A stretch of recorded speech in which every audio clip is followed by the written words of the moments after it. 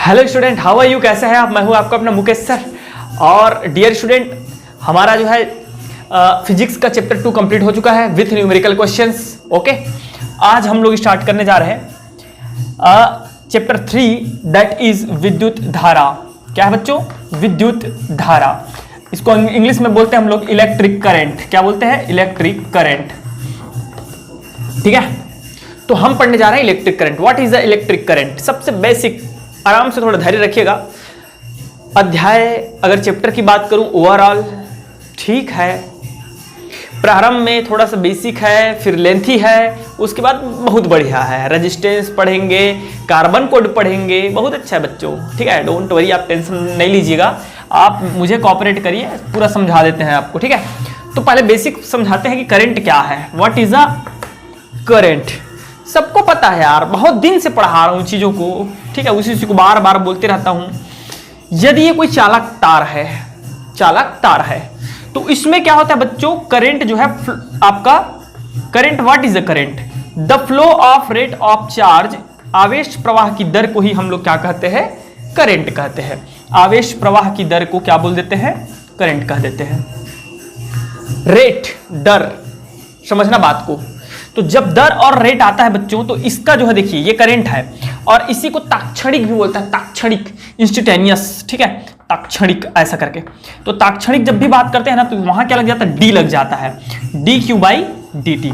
ये एक्चुअल में जब भी ताक्षणिक की बात करते हैं, डी जब दिखता है आपको, तो उसका अर्थ होता है कि कोई भी कार्य जो अति शीघ्रतापूर्ण संपन्न होता है, ठीक है, और समय के साथ परिवर्तित होता है।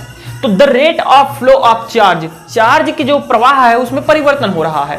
तो हम रेट वर्ड यूज कब करते हैं? जैसे कि टमाटर का रेट क्या है पूछते हैं कि नहीं पूछते हैं? आलू का रेट क्या है?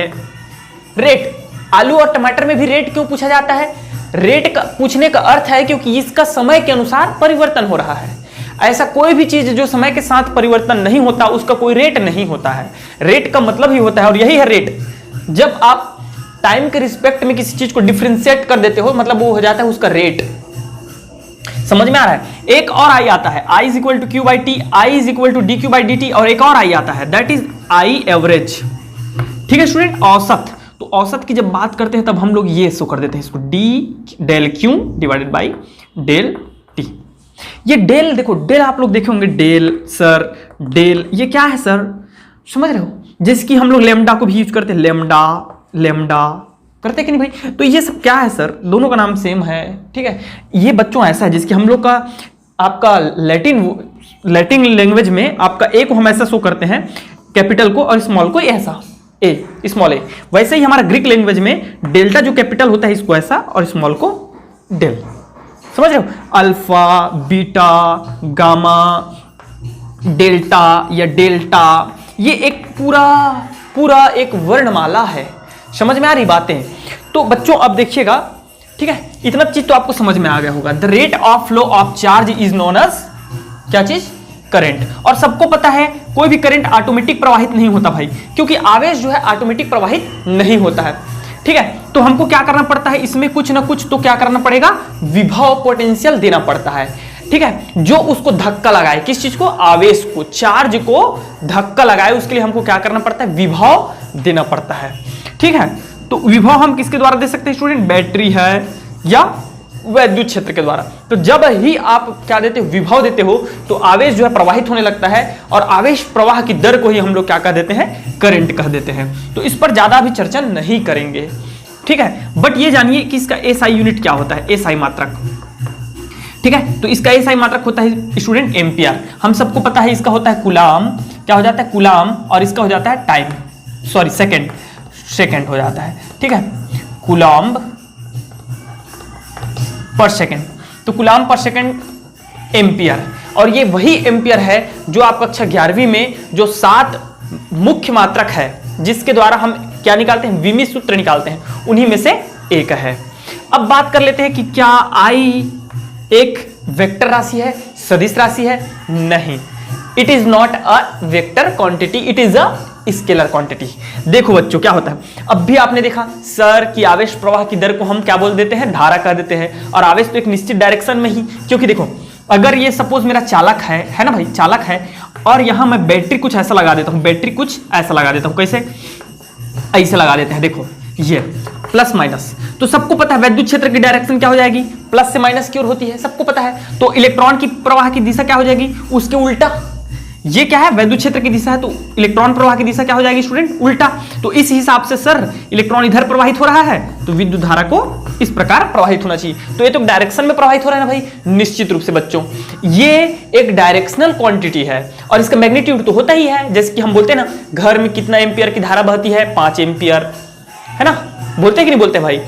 तो 5 एम्पियर, तो 5 मतलब क्या है, ये इसका मैग्नीट्यूड आ गया, मापांक आ गया, ठीक है, मात्रा है, ठीक है, और इसका डायरेक्शन, तो ये भी डायरेक्शन भी मिल गया। तो फिर ये सदिश राशि क्यों नहीं है, because it is not a follow of properties of vector.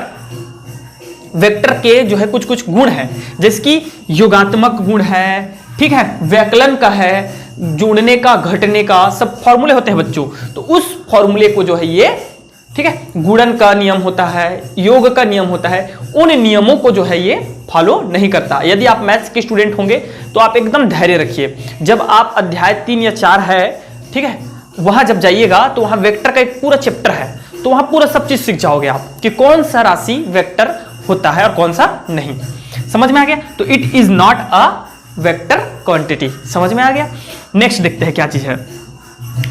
अब बच्चों, मेरे भाई, मेरे दोस्त, क्या चीज, सुनना ध्यान से, धारा घनत्व। क्या चीज बोला मैं, धारा घनत्व, ठीक है, करंट डेंसिटी।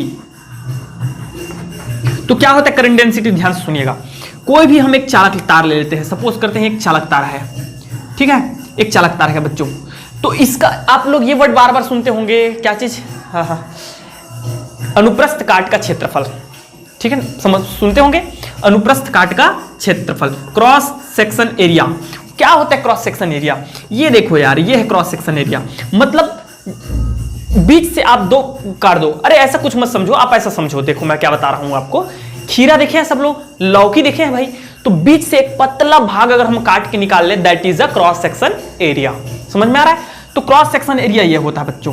अब धारा घनत्व क्या है सुनिएगा, मैं आपको फॉर्मूला लिखना, याद करना नहीं, लिखना एकदम आसानी से समझा चुका हूं, कैसे फॉर्मूला लिखा जाता है, डेफिनेशन समझ में आ रहा है, प्रीवियस वीडियो देखिए।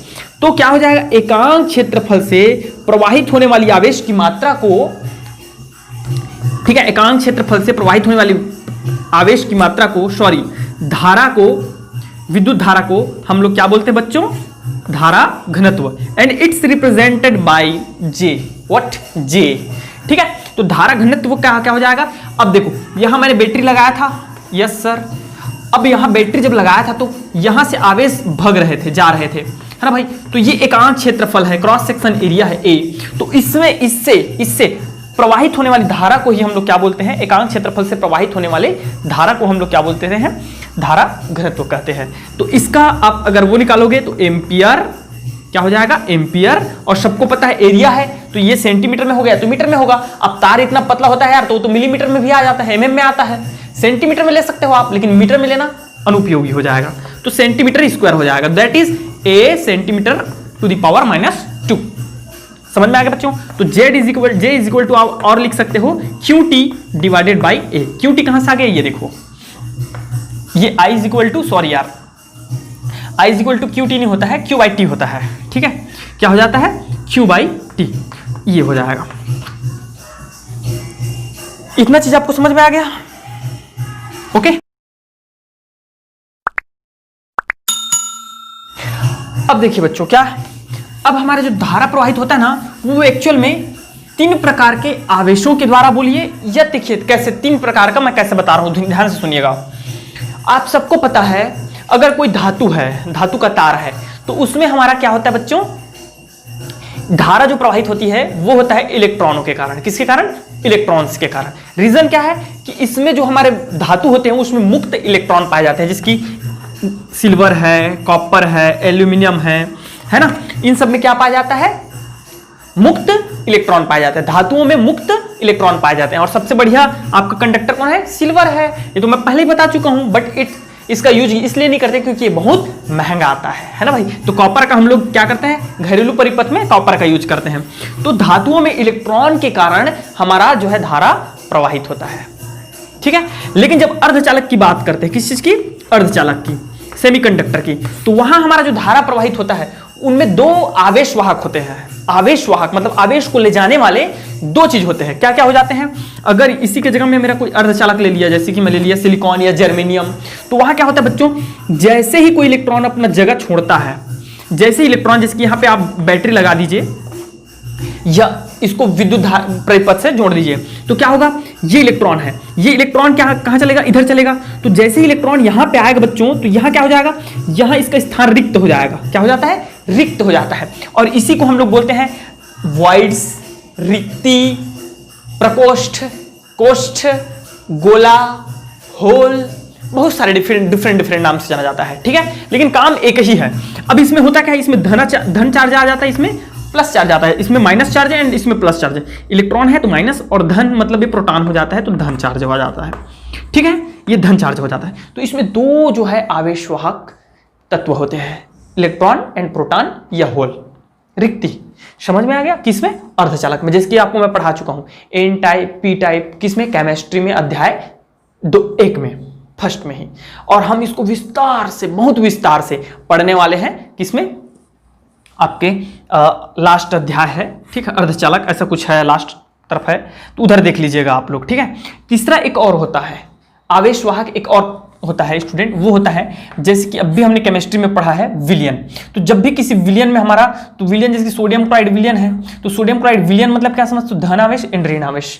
तो इसमें जो धारा प्रवाहित होती है बच्चों, वो होता है हमारा धन और ऋण आयन के कारण। तो यदि सपोज ये माइनस है, ये प्लस है, तो प्लस जो है हमारा माइनस की ओर जाएगा और माइनस जो है प्लस की ओर जाएगा, और इस कारण इसमें क्या होने लगता है, धारा प्रवाहित होने लगती है। तो ये 3 मुख्य कारक होता है। ये चीज समझ में आ गया आपको, ठीक है। चलिए, वेरी गुड। सॉरी यार, अनुगमन या उपवाह वेग, ठीक है, जिसको हम लोग इंग्लिश में बोलते हैं ड्रिफ्ट वेलोसिटी, ठीक है। तो क्या होता है, ध्यान से सुनिएगा, एकदम छोटा सा है, बहुत बड़ा नहीं, ध्यान से सुनो क्या होता है। कोई भी अगर हम चालक लेते हैं, क्या करते हैं, कोई भी चालक लेते हैं, तो एक्चुअल में चालक में होता क्या है बच्चों, ध्यान से सुनना, मुक्त इलेक्ट्रॉन होते हैं। और मुक्त इलेक्ट्रॉन शांत नहीं बैठे रहते भाई, वो घूमते रहते हैं, चक्कर लगाते रहते हैं, ठीक है। ऐसा बात नहीं है कि गति नहीं होती, मुक्त इलेक्ट्रॉन में होती रहती है। कैसे होता है, ध्यान से सुनते जाइएगा। अरे भाई, यहां इलेक्ट्रॉन है तो ये शांत नहीं रहते। तापीय वेग, जैसे कि टेम्परेचर के कारण इनको एनर्जी मिलती है, तो एनर्जी मिलने के कारण ये घूमने लगते हैं।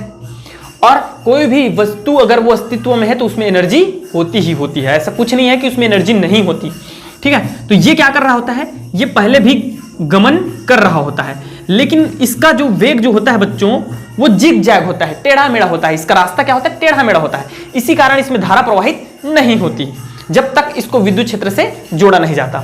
और जैसे ही हम लोग क्या करते हैं, इसको किसी विद्युत क्षेत्र से जोड़ देते हैं, जैसे कि बैटरी या सेल से, ठीक है, विद्युत क्षेत्र से जोड़ दिया जाता है। अब देखो, इसमें हमारा विद्युत क्षेत्र किधर हो जाएगा, इधर हो जाएगा, धन से ऋण की ओर।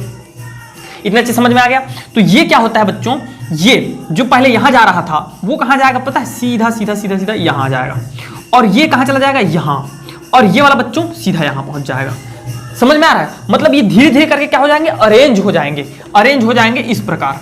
ये देखिए, ऐसा पूरा अरेंज हो जाएंगे, और ये क्या होने लगेंगे, बाह्य विद्युत क्षेत्र के कारण ये धन है और ये ऋण है, ठीक है। तो ये फिर बहने लगते हैं।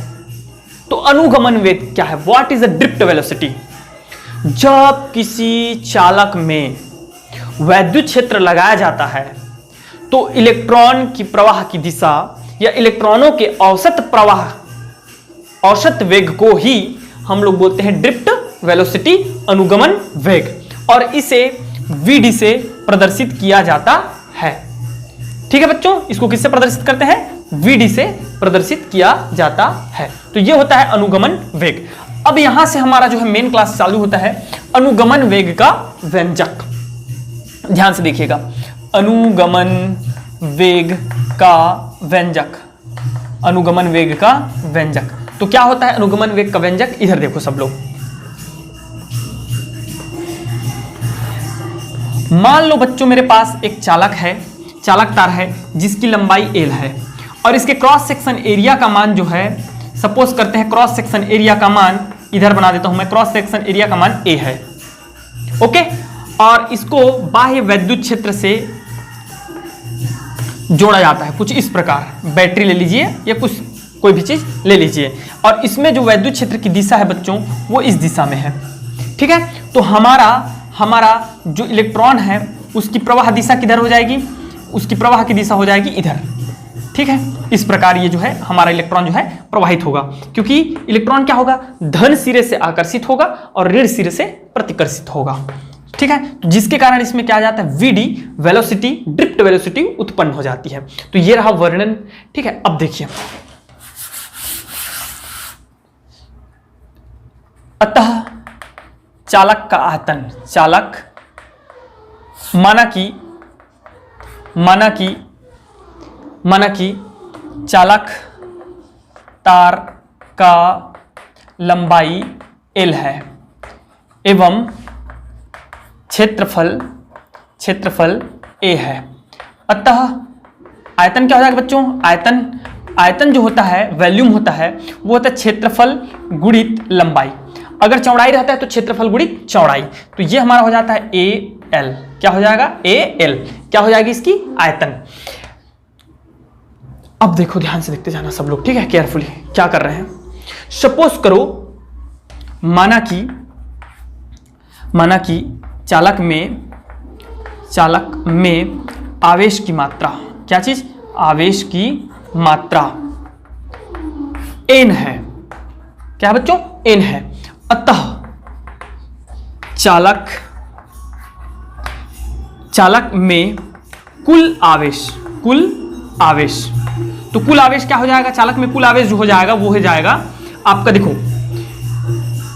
उसके पूरे आयतन में आवेश है और आवेश की मात्रा क्या है, n है, तो ये हो जाएगा NLA।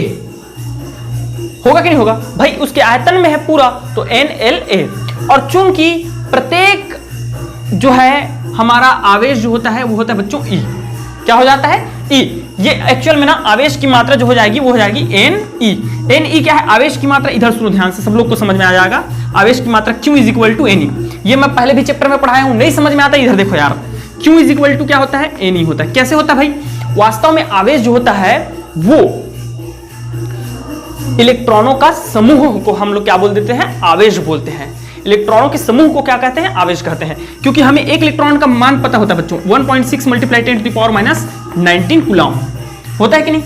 अब इसमें तो बहुत सारे इलेक्ट्रॉन है यार, तो उन्हीं इलेक्ट्रॉनों को हम लोग क्या बोल देते हैं, आवेश बोल देते हैं। तो एक्चुअल में ये क्या हो जाएगा हमारा, कुछ ऐसा हो जाएगा। आवेश की मात्रा क्या हो जाएगी, Q, और इसका आयतन क्या है, V या AL, तो ये हो जाएगा QAL, that is equal to हो जाएगा बच्चों NEAL। इतना चीज सबको समझ में आ गया भाई, अच्छे से क्लियर है, वेरी गुड। हम जानते हैं बच्चों, क्या जानते हैं बताओ, हम जानते हैं क्या जानते हैं बच्चों, सुनिए ध्यान से, क्या, वेग बराबर दूरी बटे समय। सबको पता है यार ये चीज, तो वेग बराबर दूरी बटे समय। तो अब इधर देखिए, समय बराबर क्या हो जाएगा, समय बराबर हो जाएगा बच्चों दूरी बटे वेग। ठीक है, और इसका वेग क्या है, वेग क्या है ये देखो, तो हमारा समय निकल जाएगा t इज इक्वल टू दूरी, इसकी लंबाई क्या है l, डिवाइडेड बाई वेग क्या है बच्चों, इस यहां वेग क्या है vd, ड्रिफ्ट वेलोसिटी है। तो अब देखिए t का वैल्यू देखिए क्या निकल के आ रहा है, t is equal to l by vd। चूंकि हम सबको पता है, चूंकि I इज इक्वल टू होता है q बाई टी। अब वैल्यूज रख दीजिए, तो I is equal to q का वैल्यू क्या आया है बता दो मुझे, NEAL, और डिवाइडेड बाई t का वैल्यू क्या है बच्चों, t का value l by vd, l by vd।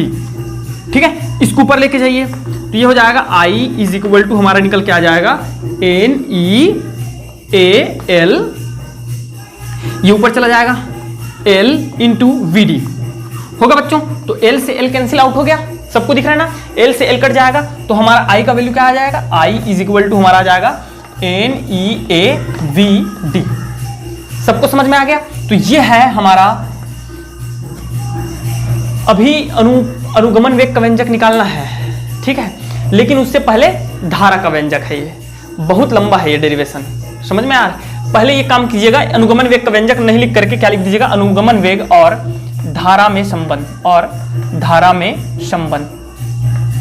तो ये हो जाता है बच्चों अनुगमन वेग और धारा में संबंध। अगर यहीं पे थोड़ा सा मैं करेक्शन करूं और क्या लिख दूं कि धारा घनत्व, तो धारा घनत्व बराबर क्या होता है बताओ, धारा घनत्व जो होता है बच्चों J, तो J इज इक्वल टू हमारा हो जाता है I/A। अब I का वैल्यू को रख दीजिएगा, तो I का वैल्यू क्या है NeAVD, और डिवाइडेड बाई क्या हो जाएगा बच्चों A, होगा कि नहीं होगा भाई।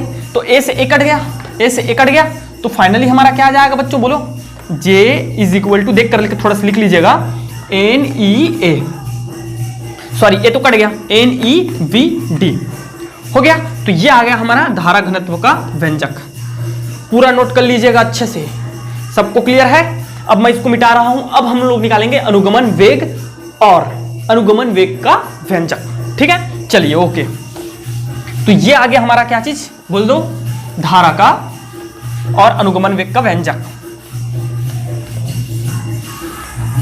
अब ध्यान से देखो बच्चों, क्या चीज भाई, इसको रहने देते हैं, इसको कुछ नहीं करते हैं हम लोग, ठीक है, ये रहने देते हैं। आप लोग नया और बना लीजिएगा, मैं रख देता हूं, क्यों मैं बता रहा हूं, ठीक है। ध्यान से देखिएगा लेकिन ना, केयरफुली, आराम से, हड़बड़ी नहीं है, जल्दबाजी नहीं है भाई, ठीक है, आराम से देखिए होता क्या है।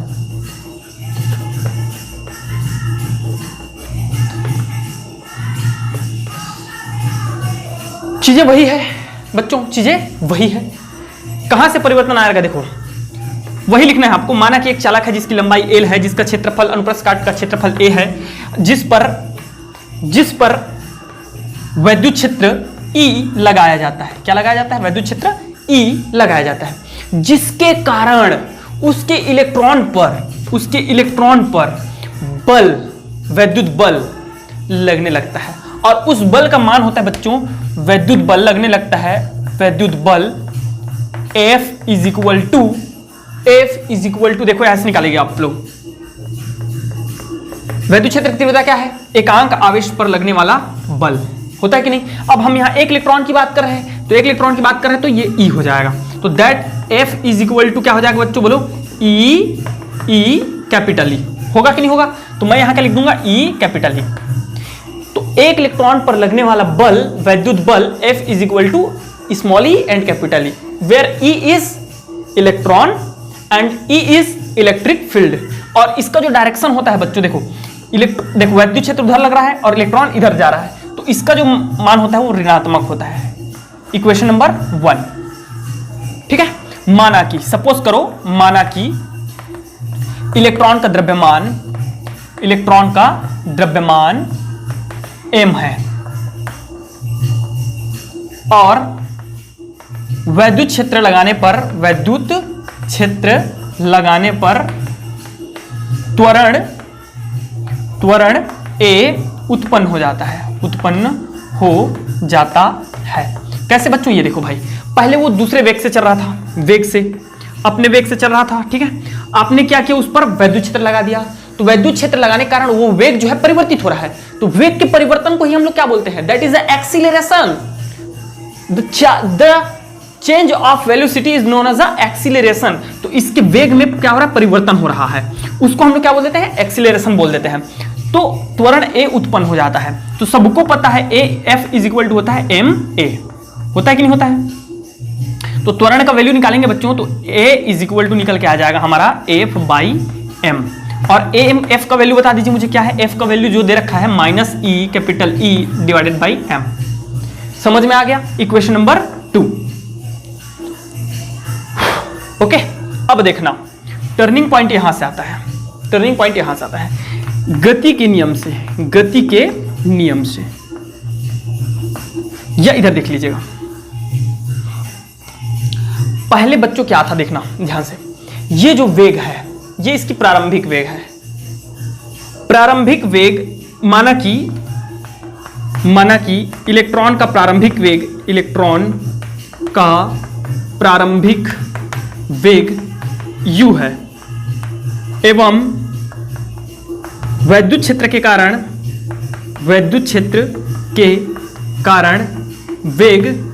वेग डी है, जिसको हम लोग क्या बोलते हैं, उपवाह वेग, अनुगमन वेग, डी है। पहले जो वेग था वो प्रारंभिक वेग था, वैद्युत क्षेत्र लगाए तो उसका वेग बदल गया, और उस वेग को, वैद्युत क्षेत्र के कारण लगने वाले वेग, उसके वेग को, इलेक्ट्रॉन के वेग को ही हम लोग क्या कहते हैं, ड्रिफ्ट वेलोसिटी, अनुगमन वेग कहते हैं। तो डी है। अतः बच्चों देखिए ध्यान से, अतः एवं अच्छे से सुनिएगा ध्यान से ना, अच्छे से सुनिएगा क्या चीज है। ये देखिए यहां पे दिख जाएगा, बिल्कुल दिखेगा यार। ये पहले ये ऐसा चल रहा था हमारा इलेक्ट्रॉन, जब वैद्युत क्षेत्र हमने लगाया और कुछ इस प्रकार चल रहा था, ठीक है, ये ऐसे। जब हमने वैद्युत क्षेत्र लगाया तो ये क्या आ गया बच्चों, सीधा सीधा सीधा यहां आ गया, और ये सीधा सीधा कहां चला गया, यहां चला गया। ये वैद्युत क्षेत्र के कारण है और ये वैद्युत क्षेत्र से पहले है। तो दो, ये एक्चुअल में क्या है, ये भी एक इलेक्ट्रॉन है और ये भी इलेक्ट्रॉन है। ये इलेक्ट्रॉन यहां आ गया और यहां के टकराता है, और टकरा करके फिर ये इलेक्ट्रॉन इधर दौड़ता है, ये वाला इलेक्ट्रॉन इससे टकराता है, और ये फिर इससे टकराता है। तो दो इलेक्ट्रॉनों के टकराने में लगने वाले समय को हम लोग बोलते हैं विश्रांति काल, रिलैक्सेशन टाइम। क्या बोलते हैं? एवं दो इलेक्ट्रॉनों, याद रखिएगा ना, दो इलेक्ट्रॉनों को टकराने में लगने वाला समय, टकराने में लगने वाला समय, उस समय को हम लोग बच्चों बोलते हैं, उस समय को बोलते हैं T is equal to tau, विश्रांति काल। इसको हम लोग बोलते हैं रिलैक्सेशन टाइम। क्या बोल देते हैं? Relaxation time. याद रखिएगा, है ना, रिलैक्सेशन टाइम, दो इलेक्ट्रॉनों के टकराने के में लगने वाले समय को। अब मैं इसको मिटा दे रहा हूं, ठीक है। तो देखिए क्या हो जाएगा, गति के द्वितीय नियम से,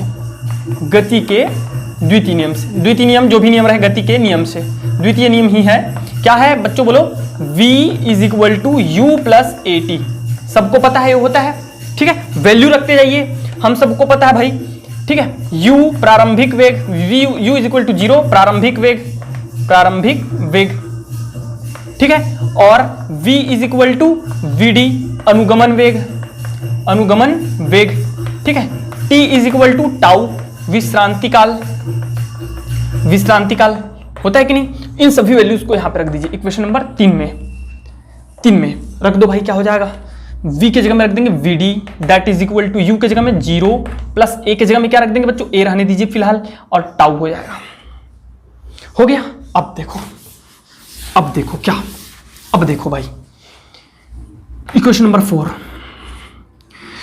चूंकि मैं लिख देता हूं, चूंकि A इज इक्वल टू ये है कि नहीं है, इस वैल्यू को यहां रख दीजिएगा।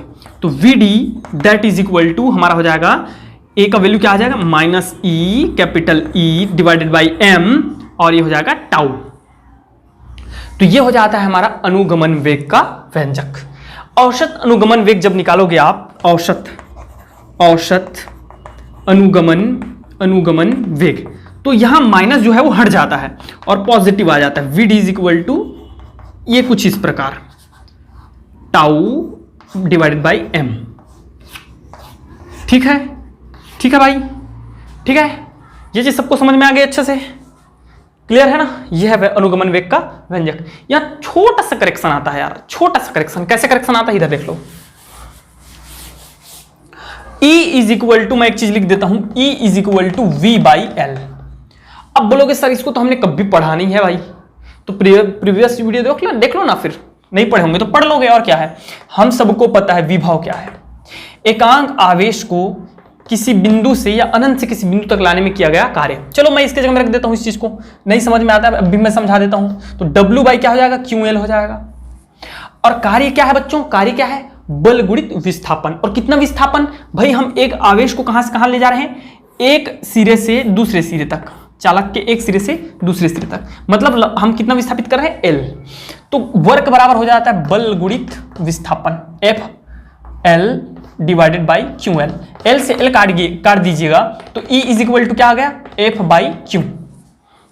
एकांक आवेश पर लगने वाले बल को ही वैद्युत क्षेत्र की तीव्रता कहते हैं। तो मैं जब इसको ऐसा लिख सकता हूं तो इसमें अगर एल एल का मल्टीप्लाई करूंगा तो कोई फर्क पड़ने वाला है क्या? नहीं पड़ेगा। तो जब एल और इसका मल्टीप्लाई करूंगा तो डब्ल्यू बन गया, क्यू एल तो है ही, है कि नहीं है, और डब्ल्यू बाई क्यू को मैं वी लिख सकता हूं, तो आ गया कि नहीं आया? तो डाउट मत करना, पूरा देखा करो, समझ में आता है। इस वैल्यू को यहां रख देते हैं, तो V D is equal to हमारा हो जाएगा ई, ठीक है, और ई के इस प्लेस पे क्या रख देंगे बच्चों? v divided by M L, M पहले से है, एल रख दिया मैं, और ये हो जाएगा हमारा टाउ। तो ये है हमारा अनुगमन वेग का व्यंजक, अनुगमन वेग का व्यंजक, ठीक है। तो ऐसे आपको बनाना है भाई। Very good, thank you. चलिए आगे और देखते हैं। एक छोटा सा टॉपिक हमारा और बच गया, पूरा कंप्लीट करा देता हूं, फिर कल से रेजिस्टेंस देख लेंगे, ठीक है। तो क्या है हमारा नेक्स्ट टॉपिक, क्या है? मोबिलिटी। अब देखो बच्चों, क्या है? गतिशीलता। गतिशीलता एक छोटा टॉपिक है, कंप्लीट कर देते हैं आज इसको। गतिशीलता, इंग्लिश में बोलते हैं इसको मोबिलिटी। मोबिलिटी तो क्या होता है मोबिलिटी? ध्यान से सुनिएगा, क्या चीज है? एकांक वैद्युत क्षेत्र में किसी भी इलेक्ट्रॉन के अनुगमन वेग को, मैं तो बता दिया हूं ना आपको फॉर्मूला डेफिनेशन कैसे लिखना है। फॉर्मूला देख के डेफिनेशन, अगर फॉर्मूला याद है तो डेफिनेशन बनाना एकदम इजी है। नीचे में जो भी चीज रहता है उसको क्या बोल देते हैं? एकांक। क्या बोल देते हैं? एकांक, यूनिट माना जाता है। तो एकांक वैद्युत क्षेत्र में किसी इलेक्ट्रॉन के अनुगमन वेग को ही हम लोग क्या बोल देते हैं? मोबिलिटी, गतिशीलता, जिसको हम प्रेजेंट करते हैं म्यू से। किस चीज से? म्यू से प्रदर्शित किया जाता है। अब क्या है बच्चों, ये देखो, इसका यूनिट निकालना आपके जिम्मेदारी छोड़ देता हूं मैं। क्या करना है इधर ध्यान से सुनिएगा। मैं इसको ट्रांसफर कर सकता हूं mu E is equal to V D, और वी डी का वैल्यू सबको पता होगा, नहीं होगा तो इधर देखें, small E capital E tau divided by M, और इसी को हम लोग और क्या लिखे थे? E V divided by M L tau लिख सकते हैं कि नहीं? तो ये आ गया पूरा हमारा जो है वैल्यू। अब बच्चों ये तो म्यू ई का वैल्यू आ गया। आप इधर देखिए म्यू का वैल्यू कैसे निकालना है। म्यू का वैल्यू हम कैसे निकाल सकते हैं, ये देखिए, एम, ई से ई कैंसल आउट हो गया, तो म्यू बराबर हमारा हो जा रहा है E tau divided by M, E tau divided by M. तो ये है किसी भी इलेक्ट्रॉन की गतिशीलता का व्यंजक। अब एक छोटा सा टॉपिक यहीं पे और लगे हाथ, गतिशीलता, गतिशीलता एवं धारा, विद्युत धारा में संबंध। क्योंकि हम लोग चैप्टर क्या पढ़ रहे हैं? विद्युत धारा, इसलिए सब जगह विद्युत धारा का उपस्थिति होना अनिवार्य है। तो विद्युत धारा के साथ संबंध कैसे देखेंगे बच्चों? इधर देखो, सबको पता है, हम जानते हैं, हम जानते हैं, विद्युत धारा का व्यंजक जानते हैं, विद्युत धारा। विद्युत धारा क्या है? विद्युत धारा I इज इक्वल टू, क्या लिखे थे भाई बोल दो? NeAV D लिखे थे कि नहीं लिखे थे? अब इसमें देखो आपको क्या चीज दिख रहा है, क्या चीज दिख रहा है आपको? ऐसा कोई चीज दिख रहा है क्या कहीं पे? ये देख लो आप, VD, mu E is equal to VD, है कि नहीं है? तो मैं इसको इक्वेशन 1 दे देता हूं, एवं हम सबको पता है mu E is equal to है VD। चूंकि mu E is equal to क्या है? VD, तो VD की वैल्यू को रख दीजिए। तो I इज इक्वल टू, प्यारे बच्चों, हो जाएगा ये N small E A capital E, ये वाला, और ये हो जाएगा म्यू या म्यू ई। किसकी जगह में रख दिए? VD की जगह में रख दिए। तो ये निकल के आ गया हमारा धारा एवं गतिशीलता, गतिशीलता एवं धारा के मध्य संबंध। क्लियर हुआ? छोटा सा और देख लो, क्या चीज है भाई? ये देखो, ये जो विद्युत धारा आया है वो किसके लिए है? नहीं पता मुझे। अब मान लो ये किसके लिए है? ये धातु चालक के लिए है। मान लो यही किसी अर्धचालक में निकाल रहे हो आप, तो अर्धचालक में दो चीज होते हैं, दो चीज होते हैं कि नहीं होते हैं? ये देखिए, ये सपोज इलेक्ट्रॉन है बच्चों, तो इसके छोड़े हुए जगह में क्या होता है? Hole, that is a electron and it is a hole. क्या है? होल है, ठीक है। अब इधर देखिएगा, माना कि किसी अर्धचालक में इलेक्ट्रॉन की गतिशीलता, इलेक्ट्रॉनों की गतिशीलता, मोबिलिटी म्यू ई एवं होल या प्रोटॉन भी बोलते हैं, होल की म्यू एच है, म्यू एच है, तब देखो बच्चों इसमें क्या क्या चेंज आएगा, सुनिएगा ध्यान से। तब ए क्रॉस सेक्शन एरिया दोनों के लिए कॉमन है कि नहीं है। म्यू ई की जगह में क्या आ जाएगा, म्यू एच आ जाएगा और म्यू ई आ जाएगा। म्यू की जगह में विद्युत क्षेत्र दोनों के लिए क्या चीज है, कॉमन है। इसका काम हो गया, इसका काम, इसका काम। अब एन ई क्या है, आवेश है, आवेश की मात्रा है, ठीक है, आवेश की मात्रा है। तो यहां चेंज क्या आ जाएगा पता है, इलेक्ट्रॉन बस चेंज आ जाएगा। इलेक्ट्रॉन क्या चेंज आ जाएगा, इलेक्ट्रॉनों के लिए ये हो जाएगा एन ई मान लीजिए आप इलेक्ट्रॉनों के लिए, और प्रोटॉनों के लिए इसको कंप्लीट रूप से क्या मान लीजिए, पी मान लीजिए। तो क्या हो जाएगा हमारा, जो सीधा मैं लिख देता हूं direct, I is equal to क्या हो जाए, विद्युत धारा, अतः संपूर्ण विद्युत धारा, संपूर्ण विद्युत धारा, अर्धचालक में संपूर्ण विद्युत धारा है, इधर थोड़ा लिख लेना यार, अर्धचालक, अर्धचालक में संपूर्ण विद्युत धारा। तो वो हो जाएगा I is equal to I E plus I H. अब आई ई का वैल्यू क्या हो जाएगा, तो आई ई का वैल्यू भी मैं बताया ना, एन ई हो जाएगा, ये एन ई, ठीक है। ए कांस्टेंट है, म्यू के जगह में क्या आ जाएगा, म्यू ई आ जाएगा, ई कांस्टेंट है, कांस्टेंट रहेगा। एच के जगह में क्या आ जाएगा बच्चों, एन ई के जगह में क्या लिख देता हूं, प्रोटॉन पी लिख देता हूं, ठीक है। और ए के जगह में तो कॉमन रहेगा, म्यू ई के जगह में क्या हो जाएगा, म्यू एच आ जाएगा, ठीक है। और हमारा ये हो जाएगा ई। अब दोनों में से कॉमन क्या आ जाएगा बोलो, ए ई कॉमन निकल जाएगा, अंदर में बच जाएगा N E mu E plus P mu H. Clear. तो ये है आज का क्लास, और आज के क्लास में ये एक बड़ा क्लास रहा, ठीक है। कोई टेंशन नहीं, आप कंप्लीट देखो, ठीक है। कोई भी डाउट हो तो मुझे पूछ सकते हैं, व्हाट्सएप नंबर आप सबको मिल ही रहा है डिस्क्रिप्शन बॉक्स में। Okay, thank you very much and best of luck.